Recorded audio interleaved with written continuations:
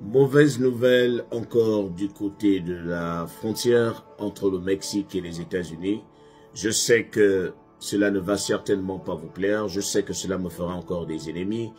Mais vous savez, on peut mettre de la peinture sur la vérité, mais la vérité reste comme elle est. Elle ne change pas. Donc, je ne pourrais dire que ce qui est là, ce n'est pas moi. Vous pouvez vous en prendre aux autorités américaines. Alors, Joe Biden, président des États-Unis, a signé un nouveau décret il y a 2 jours, c'est-à-dire mardi. Et ce décret est rentré aussi en application. Alors, vous savez qu'il est sous pression par rapport aux élections. Il a en face de lui Donald Trump, quelqu'un qui a décidé de faire de l'immigration son cheval de bataille.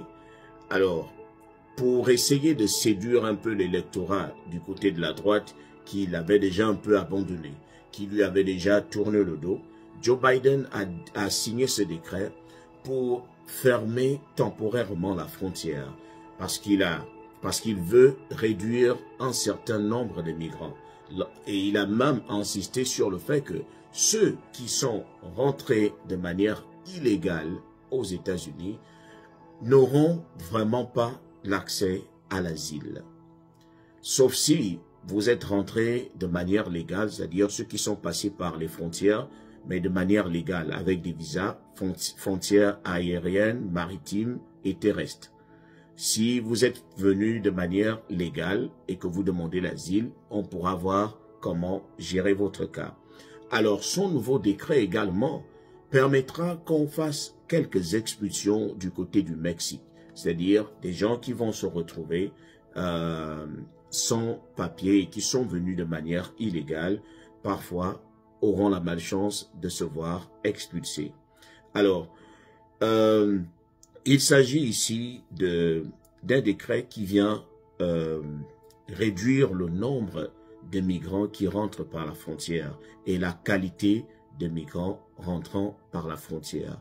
Alors, lorsque le nombre arrive déjà à 2500 par jour, on bloque, on ferme.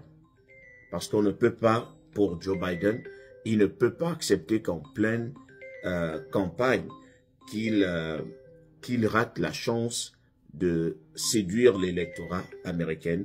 Vous êtes censé savoir que d'ici novembre, auront les élections présidentielles et il est face à quelqu'un qui va vite, quelqu'un qui ne blague pas, quelqu'un qui ne cache pas ce qu'il pense, quelqu'un qui a la force de frappe, quelqu'un qui est déjà arrivé au pouvoir et qui a géré le pays.